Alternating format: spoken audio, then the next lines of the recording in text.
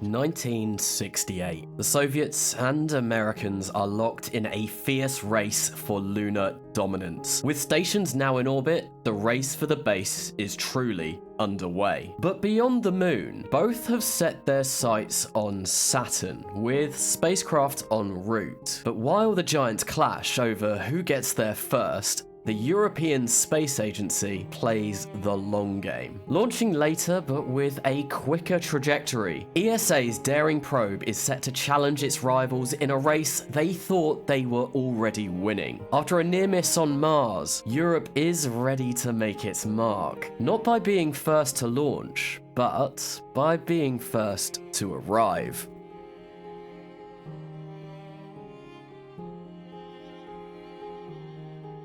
Hello everyone, and welcome back to For All Kerbalkind, and we will be getting on with the Aegis Saturn mission later on in this episode, but that is going to be a ways off yet, and this is going to be a real episode, not going to be a build episode like the last one. As you can see, we are launching things this time round, and we're going to start off with Skynet I. Now, you may be thinking, Skynet, isn't that the bad, evil AI from Terminator? Well, yes, but it is also in real life a series of British satellites, and this is going to be my constellation of weather satellites. There is definitely nothing nefarious about this payload whatsoever. We don't have a ginormous camera attached to it so that we can spy on our neighbors. Absolutely. Well, no, that's exactly the purpose of this mission, if I'm going to be honest. And I'm not doing this for any sort of contract gains. I am purely doing this because those cameras get you a lot of science, and science is something that I really need to be progressing along right now. I mean, I have picked up the vast majority of the text that I am going to need in order to build the Pyramus X, which is what I did build in the last episode. However, in order to research those in a reasonable time, I need more build points, and well, in order to get more build points, I can either spend money on them, which, you know, I am doing, but also for every 20 science points that you get, you unlock a new build point, and I'm going to be putting all of my science points into upgrading my research speed. It just makes sense to me. Science breeds more science, apparently. Anyway, we are launching this on the good old reliable Black Prince 2 rocket, the upgrade to the ever faithful Black Prince, now with Hydrolox engines, and you can see we have indeed made it to orbit with our first weather satellite. Skynet I has been completely successful. We are going to get so much data on those cumulonimbus clouds, the cirrus weather effects, everything that you could possibly want to know about weather, we are going to know, and also potentially any sort of activity from Soviet or US launch sites. That would be nice too. Anyway, right now we are doing a little bit of orbital maneuvering to put this into an orbit, well, a circular orbit, because I did kind of mess this up when I first launched it. But we are in a very nice 420 kilometers-ish circular orbit around Earth now, and that means that this camera is perfectly in place to get all of the data that we could possibly want from it. Now, I am a conscious spacefaring agency, and we want to make sure that the solar bears are all okay. So we are going to send back that second stage, leaving only the Skynet camera in orbit.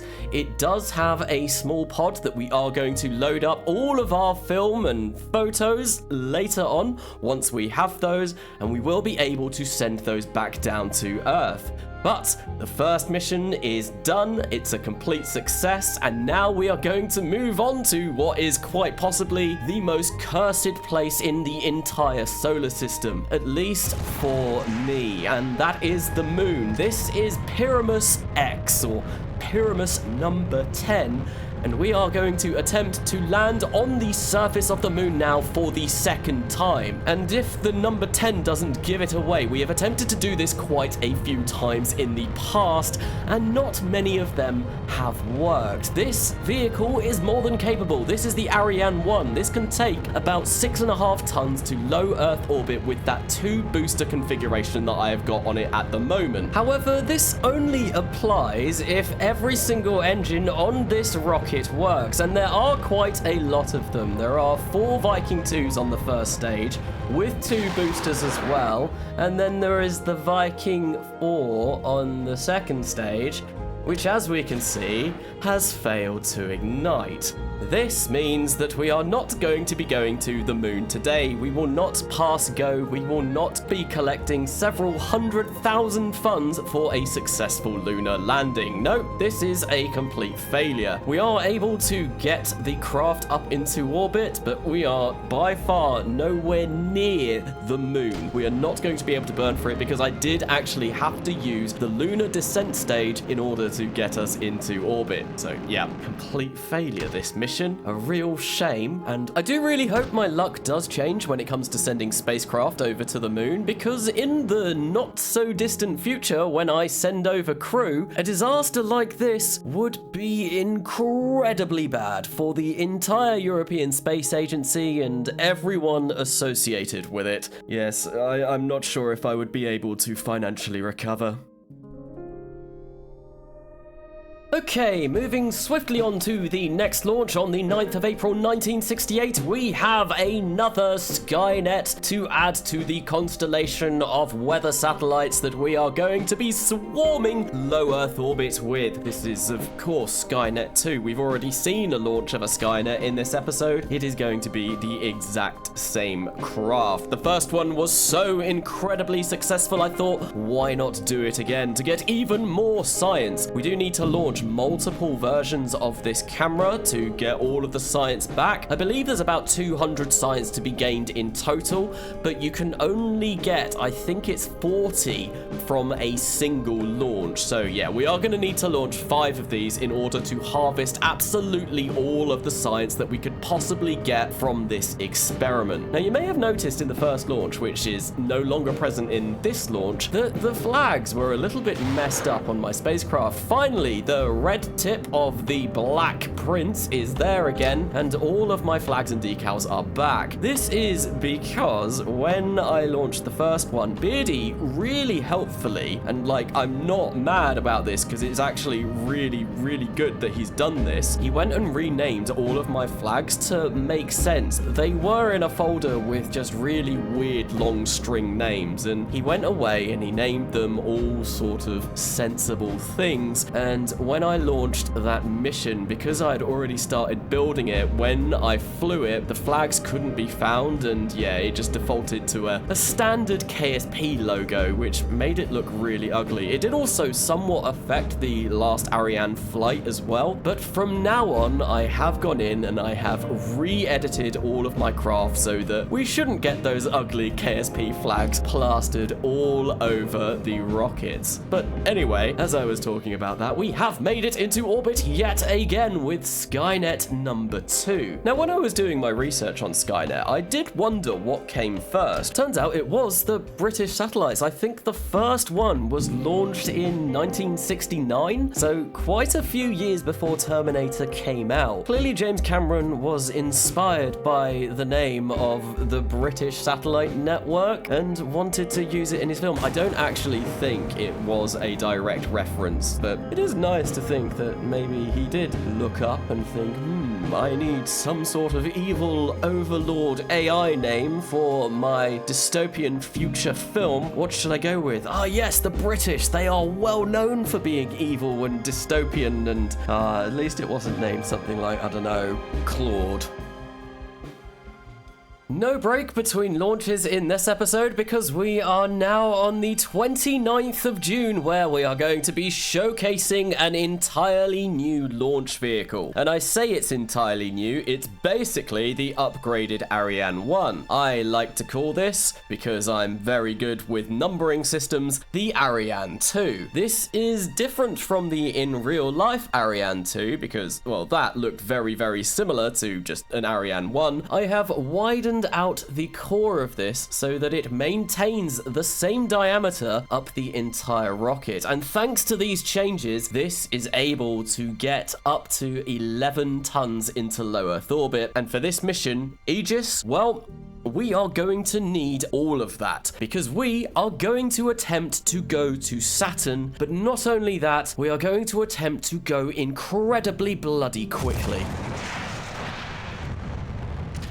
Having been beaten by mere months to the surface of Mars previously by N9 with his rover, the ESA is desperately looking out for any sort of first milestone that they can get. And I did notice that there was a Saturn transfer window coming up this year, a year later than the Soviets and the US launched for Saturn. But I also knew that Beardy and N9 took quite slow trajectories to get over to Saturn. And with that in mind, I think it may just be possible to beat them, to be the first agency to lay eyes on Saturn up close, and that is exactly what we are going to be attempting here with Aegis I. Now I will say, in attempting to be the first to arrive at Saturn, we are going to be sacrificing a lot of the capabilities of this mission. In order to get to Saturn as quickly as physically possible, I needed to cut back on all of the mass of the spacecraft that I realistically could. So all we're going to be sending over to Saturn is a spacecraft that has a thermometer, a barometer, a mass spectrometer, and a TV camera on board. So we are going to be able to get visible imaging, but not really an awful lot else. We are also just going for a flyby. Now, if you go check out Beardy's video where he launches the Enceladus Clippers, well, that's going to be a much more involved mission. He's actually going to attempt to orbit Saturn, as well as orbit a couple of its moons. He's sending over 2. We just want to get there first. We want to plant the metaphorical flag and say we were the first space agency in the vicinity of Saturn. We were there. We got to its sphere of influence before anyone else. That is the entire purpose of this mission. I want a first. I really want a first. I thought I was going to get it with Mars, but we were beaten. We have the opportunity now to actually get something. Anyway, with the payload fairings now deployed, we can see exactly what we are sending to space on this new Ariane 2 rocket. It is a tank of Hydrolox that weighs 10.5 tons. Yes, the vast majority of this mission is going to be purely fuel, because we need an awful lot of it, about 9,000 meters per second, in order to perform the burn that I have plotted out to get us an incredibly quick trajectory over to Saturn. The actual probe itself really doesn't contain an awful lot. It contains enough battery to last us out there with the help of 12 RTGs on the side of the probe. Because Saturn is very far, the solar panels that I also have on there aren't really going to help us, and the RTGs that I have at the moment are incredibly weak, and that's about it. Yeah, it's RTGs, batteries, oh, and of course, a communications dish that is powerful enough to be able to transmit the data from Saturn back to Earth once we arrive. That's it. A whole lot of fuel, a few experiments, a battery, some fancy radioisotope thermoelectric generators, and a big old dish. Anyway, we have now made it to orbit, and I still have some fuel left in the final stage of the Ariane 2. We didn't need to burn everything. I did mention earlier on in this video that it is capable of about taking 11 tons to low Earth orbit, and the payload for this is only 10.5. So it is a little bit nice that we do have some extra fuel in order to complete this 8,800 meter per second burn in order to get us on our incredibly fast trajectory over to Saturn. With the maneuver all plotted now, it is just time to wait until we need to burn to get to where we want to be. And I guess whilst we are doing the burn for this, because it is going to take an incredibly long time, well, let's talk about future applications of this new Ariane 2 rocket. It can take 11 tons up to low Earth orbit. That, to me, sounds like it is going to be incredibly fantastic at launching maybe space station modules, or maybe even entire sections of space stations themselves. In order to get this mission in place, basically, I did forego on some of the space station research that I was working on. I rushed researching better communications technology because I needed to upgrade my tracking station and my comms tech in order to be able to talk back to Earth once I arrived at Saturn with this probe. And unfortunately for me, that did mean that docking and all of those kind of procedures got put on the side whilst I was rushing for this. But now with that technology unlocked, that is definitely one of the next major things that I am going to be researching. And I think the Ariane 2, the way it is currently built, well, that would be perfect for building a permanent European outpost in space. And that is definitely going to be a nice project for the future. But now we have completed the burn to Saturn, and I am just fine-tuning our orbit using the RCS on the probe. And really, I'm sure the question on everyone's minds is, are we going to beat the Soviets and the Americans? Well, I know out of the two, Beardy is going to arrive first, with an expected arrival date of August 1974. We are going to arrive in July 1971. We are not just going to beat them, we are going to absolutely wipe the floor with them. We are going to get there so fast that they are just going to see our spacecraft whiz by on its way over to Saturn. So, after such a success, it only makes sense to turn to something that is inevitably going to fail, because once again, on the 1st of July, we are going to be attempting to land on the surface of the moon. This time, it's Pyramus XI, and there have been absolutely no changes made to this design in the slightest. This design should work. It has absolutely everything it needs in order to land on the surface of the moon. We've done it once. Already, though, we can see that things have taken a very bad turn from the beginning, as the left side booster on screen hits the launch tower as we ascend. Surely that won't have any repercussions later on in the flight that may lead to unwarranted engine shutdown early, could it? No? Maybe? It absolutely does. Of course it does, because the Pyramus missions are completely cursed. And yep, there we go. Permanent shutdown on Viking 2, as if by clockwork we have had a failure on the core of the Ariane. One of the main engines that is going to be lifting this probe up into space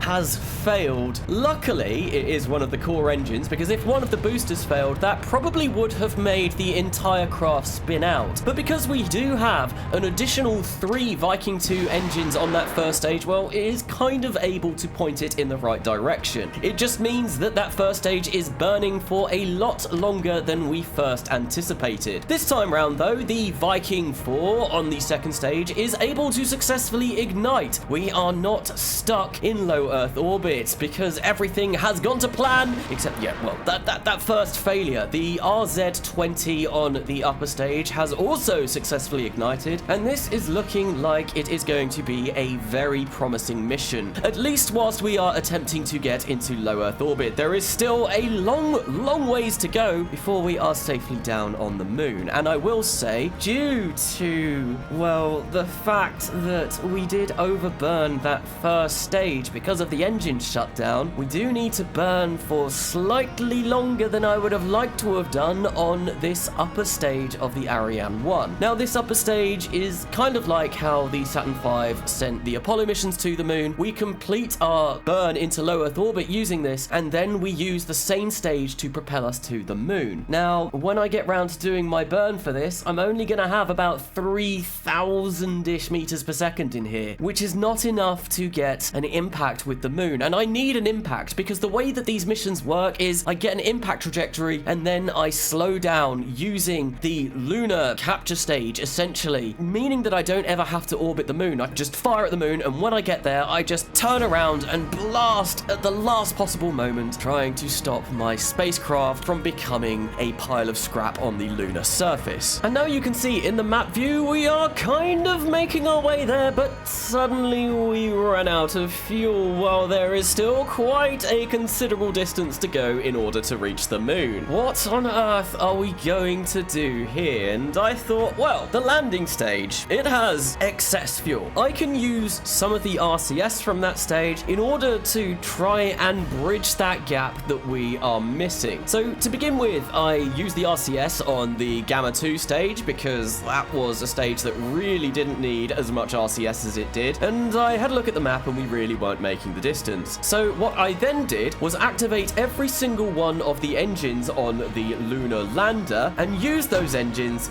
to finally get us that impact. But I did use about a quarter of the lander's fuel doing this, and don't ask me where the thrust from that came from, because those engines kind of are currently concealed within the spacecraft itself. It's our engineers must have come up with something completely genius in order to get over the fact that those engines are firing through solid metal. But we did it We got our impact course. We are good to go. We have lit up the Gamma 2 in order to slow ourselves down, but unfortunately I fired that up too early. Now, what I'm going to say here is that clearly that engine, that booster hitting the launch tower to begin with, was the start of an incredibly serious chain of events that caused a lot of problems. That booster failed, we ran out of fuel during TLI, all of this because of that one booster hitting the launch tower at the very beginning. This mission definitely wouldn't have succeeded if I would have been pinpoint accurate in my timing of that Gamma 2 burn. Absolutely not. No. This is not on me at all. This is not pilot error. This is, well, I suppose you could say pilot error because the damn booster hit the hit the thing. That was definitely on me. But anyway, yeah, we hit the moon way too hard, but it survives. And look, we still have everything that we need to. It's brilliant. It's amazing. And oh, it's still there. We're good. We're good. If we can just slow down. And no, we lost the communications. We lost the antenna.